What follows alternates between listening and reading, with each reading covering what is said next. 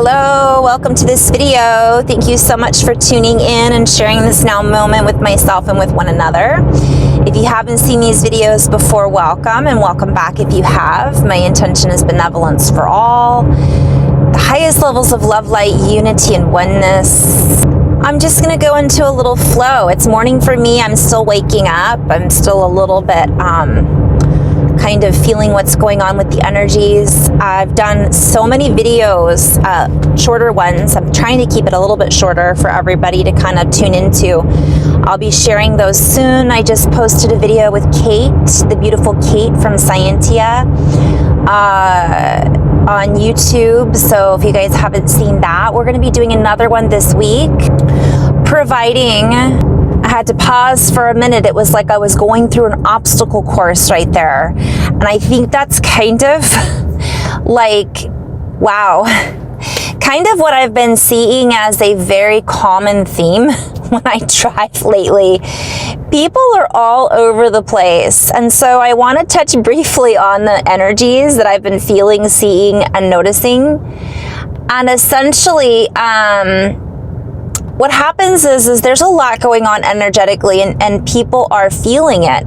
And the people that aren't aware that a lot is going on energetically don't necessarily understand that things are changing. They're being spiced up. And there's a certain amount of frequency that can be felt. And this is expressing itself in like AFib. A lot of people I've been seeing having some heart palpitations. There's a lot of people who are more forgetful even than usual. So it's a really good opportunity for us to just notice how our bodies are feeling, take some deep breaths. If we've got a lot going on in our schedules, which I have been very, very busy compared to what basically my schedule has gotten quite a bit more full. And sometimes I've noticed even for myself, and this is what I focus on is spiritual development and being present, is sometimes, when was the last time I sat down and meditated? I mean, really meditated. I have a tendency to be in a constant form of meditation, whether it be while I'm walking or writing, and that is how I tend to meditate. But it is good to remember that meditation and relaxation, getting out in nature, getting our feet on the ground, if we're someplace that it's cold, taking that warm shower or warm Epsom salt bath, spending a little time with our crystals, doing things that create that meditative space that allows us to relax. Because one of the biggest things that people go into when all of these energies are fired up is being fired up. It's that fight or flight response. And the cortisol in the body, you know, we don't want that to control us. We want to control our hormones. The way that we do that is some of the ways that I've always suggested in order to relax. But the easiest way is just to breathe. Am I breathing? As I breathe in, I calm my mind. As I breathe out, I release and let go. So I always get downloads and activations, and so here I go. I'm going to go on the flow because I'm getting a reference to rising above. So I see people that are risen. We are risen. Rizzo. Oh boy, here we go. I'm going to just go into a little bit of flow.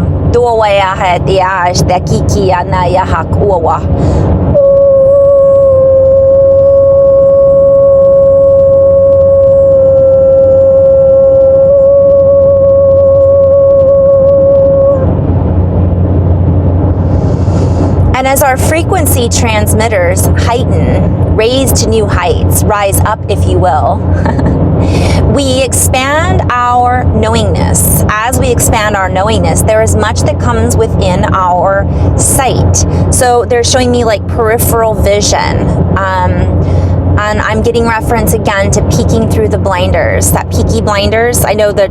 So you guys, I want to point out that our guides use synchronicity based on what we have in our awareness. Yes, there are some people that channel and bring through like words that are not necessarily known by their third dimensional person, like myself. Sometimes I have to go and look up what that means. But they use symbols and clues for us to connect and to communicate with. So like, I know there's a show called Peaky Blinders, but if I play with that a little bit, I'm peeking through the blinders, and it can mean something different for everyone. That's my message. It's like the alethiometer from His Dark Materials or Golden Compass. It's the Golden Compass. She uses all the symbols on that based on her own knowingness. We each have our own alethiometer. It's in our hearts. Our heart is our alethiometer. But it's also, we can use our other senses to assist us in filtering the messages so that we can apply them, and I'm in flow right now, so that we can apply them to our life experiences and what is unfolding in front of us. And also recognize things that can be integrated, things that need to be addressed. And when they're asking me to play with that, and when I say they, it's just me, my guidance team. And again, this is a habit pattern for me. I just need to remember to recognize that I'm the one sharing this message. But when I think of habit pattern, or excuse me, when I think of an address, I'm addressing something, I'm giving it a number, I'm assigning it a place to live. So it's like, okay, I'm assigning this, and now I can integrate it. That is, I'm recognizing that I'm feeling this emotion.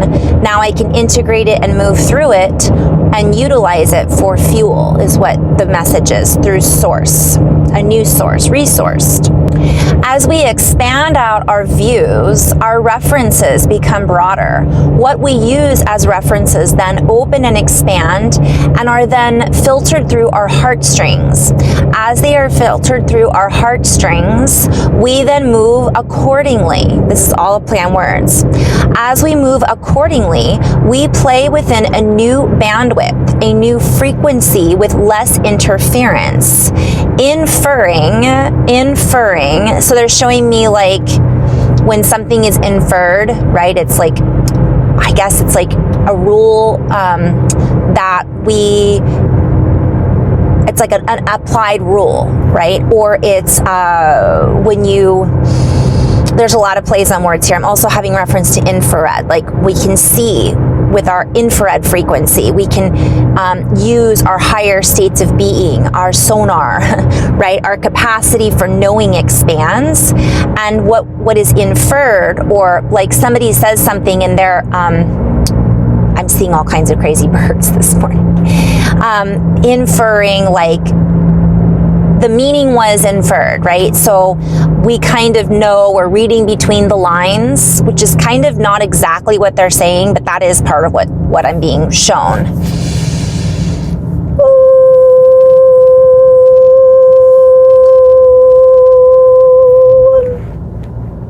And they're showing me to get the leavening out. There's a lot of words that we could play with on that. And perhaps I will go into that a little bit deeper. But when we think of leavening, we are clearing out the puffiness. So like all of the air pockets that are just meant for fluff, they're showing me like that is expanding. And what happens when you pull out a loaf of bread, right? Or cookies, and they fall, right? Because there's that little bit of puffiness. You want it to settle a little bit. So then that'll fill in nicely. And what they're kind of showing me, that we can get rid of that which doesn't fill us. It doesn't fulfill us anymore. It doesn't create the experience in our life that we want to create. And so recognize that. I think this is kind of a reference to, like, I think Jason Estes. If you haven't checked out Jason Estes, I recommend him he's a really great teacher, and he talks about like puffiness or something along the inflation is what he calls it. So for me, I'm seeing this as a kind of a plan where it's like, it's not just that, it's like settling, letting everything kind of settle so that we can integrate it, digest it. And this is kind of an ongoing message that I'm seeing.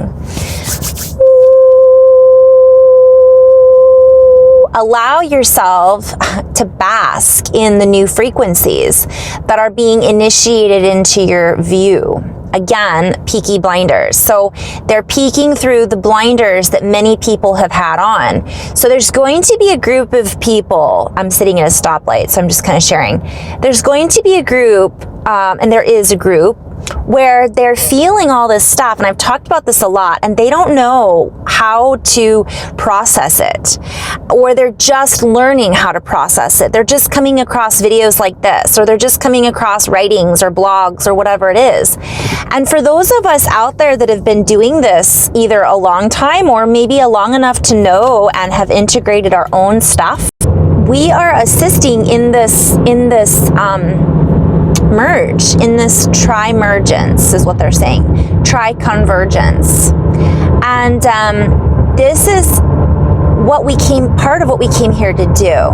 And they're reminding us not to use this as like, I am better than anybody, or they don't know any better and I'm here. So they want us to get out of controller and victim mode. Not that anybody watching this is, but we've all been in that place, haven't we? I call it big sister syndrome. I'm an older sibling, and I had a tendency when I was younger to be a little bossy. You know, I knew what was best because I was the oldest sibling.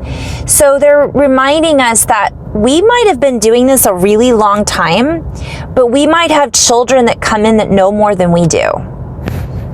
And it isn't always because I've been doing this for 30 years, I know best, because the new energies have totally shifted.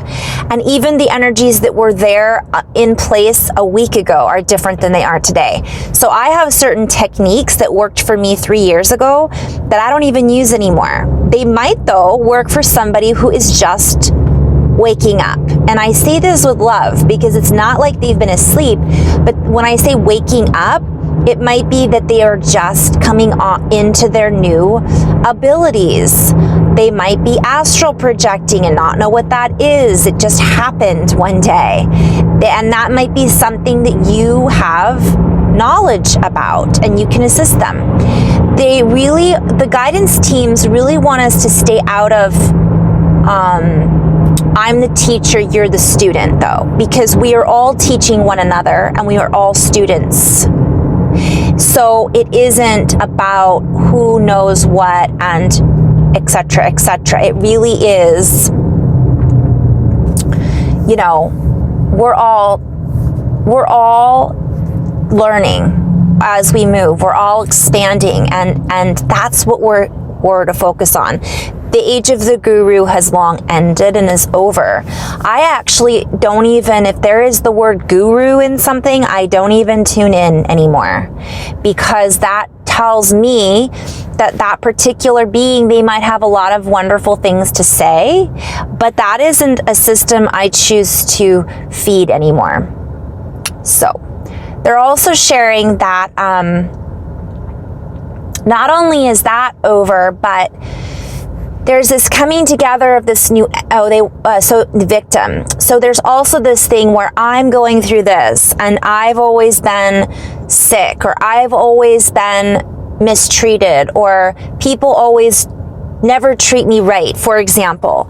And they're just saying, be aware that there are people who, as they integrate the energies that they're feeling, the feeling they might be most not commonly, habitually associated with is victim. So we all know that there are those that are going through an awakening and all they're talking about is the ascension symptoms or the dark night of the soul. And while that is an important aspect of everything that we all experience, that many of us experience, I won't put us all in the same boat. I'm obviously at a stoplight again. It's also important to recognize that's only one stage of the development. It isn't always going to be dark night of the soul. And if someone constantly puts themselves back into a space of victimhood about it, well, then they're pulling more of that information or energy in. Again, we are creating a vortex. And so the idea is, yes, we are gentle with those souls, yet we do not feed, the victim mentality with so what they're showing me is that some people are like, well, let me show you what to do. This is what you need to do. Listen to me and you will be cured. And if you don't listen to me or you don't listen to this particular person, I don't know what to say. You're beyond help. I'm being really dramatic here. I'm using that as an example of what maybe we might want to shift that a little bit, right? And not fall into that old paradigm of, this is the only book to follow. This is the only map. And I'm hearing it's time to jump off that bandwagon and ride your own horse. Giddy up. Like, get up, dust yourself off, right? We've all been through stuff. It's no more like, oh, you poor thing. No. Yes, be compassionate and kind and assist others. But we're not feeding this idea that nobody's poor, right? Nobody's poor in that regard, right? We're all a wealth of love and light, should we choose to tap into that. And sometimes people just need a little help, not even being shown how, that is certainly part of it. But again, it's lead by example. So if we can show someone how to be in the heart by expressing ourselves from the heart, by being in a state of grace, that is the best gift, so to speak, that we can offer. And I'm kind of being guided to share like the word immortality. And I'm sure if I were to play with this a little bit longer, we could go into so many spaces with that. But immortality, it's like, know that we are all in this together, in more, like this is bringing us into that space of more, rather than this need to feed a certain closed system. It opens us up to the more that we are. Also the more, which is in reference to abundance. So it opens us up to the codes of abundance, and it doesn't block us from receiving those codes. Whereas if we're in that space of, I made a reference to a card game in 2 of my videos. I'm not sure if I posted them yet, but I had a session with a beautiful light worker. So thank you for allowing me to share this a little bit. And in this session, this light worker had asked about a relationship with her, I won't name, but a person in her life. And you can fill in the blanks. It might be a friend, it might be a spouse, it might be a child, it could be, a coworker. And the question was how, the relationship was strained. And the answer that my guidance team shared with this particular person in their particular situation, but this can be applied to many people right now, is that it doesn't matter. I know that isn't necessarily something that a lot of people want to hear, but it isn't about them. It is about us. So as we spin our frequencies, we then change the entire reality structure with which we sit in, which also changes the way people respond to us. The other thing that came through was this particular person was feeding. So this person was looking at their cards, the person they were asking about. They were looking at their cards in front of them, and basically the person I was assisting or sharing this information with could do no right. And I explained to her, who you're asking, we'll just call this person they're asking about, we'll call this person Fred, like the Flintstones. Fred wanted to win the card game. And even if my friend and client let them win and folded their cards, the other person still would not be happy. This is what I was shown. And then she said, the other example is, if and when she won and showed her cards, they would still not be happy. And the reason is it has nothing to do with her, and it has everything to do with them. And so she could do everything in her own power. And then so this person would see it as, well, it's your fault that I lost. And the person holding the cards would say, will you let me win? Like they showed me her folding her cards and letting him or her win, right? And they were like, will you let me win? So either way, she couldn't win. But the biggest message was, aside from all of that, like that's where this person stands. And she said, that's exactly how I feel with this. The bigger message that she could never win. The bigger message though is it's not a competition. It isn't about being right or wrong, and it isn't about winning. Play a different game. Get out of the game and let that other person, let all these people around play their own game. Because ultimately, it isn't about their game, it's about our game and how we respond to the game that they're pulling us into. Does that make sense? Like, it's the vortex. And so that's one of the biggest messages that's coming through right now is everybody's got their own game going. And we might play and get involved from time to time, but unless we're playing with our own deck, dealing our own cards, and getting involved in our own patterns, with our own suits, so to speak, that's the only time everything will fall into place for us. So stop worrying about everybody else. And not to say, I'm saying this with love, because we all go through this from time to time. Like, why doesn't this person want to talk to me? Why am I always wrong in this situation? And it really is a challenge for us to sometimes extract ourselves from the situation and not play into, that's an example of the victim. Sometimes it can be victim, sometimes it can be controller, sometimes it can be bully, whatever it is, not feeding into it. In this particular case, it was the victim, you know, you let me win, you're always picking on me. Other times it could be, well, why didn't you do this? How could, somebody else makes you feel like you're always doing something wrong in that way. It's time to recognize that that is a trigger for us and to stop feeding into those triggers. And when we are triggered by it, wow, I can fold my cards and be totally okay with the fact that this person is playing in their own little bubble right now, and that doesn't affect my my world anymore. I no longer choose to feed that back. So that's the message that's coming through. I hope that was pretty clear. I've been making a lot of card references lately. I should probably start to learn how to play poker a little bit better. In love and light, guys, have a wonderful everything.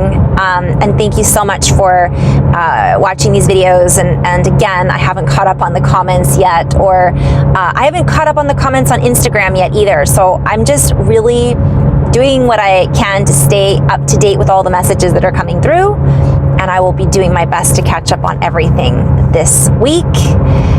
And again, posting another update to my blog will be done today. And today is,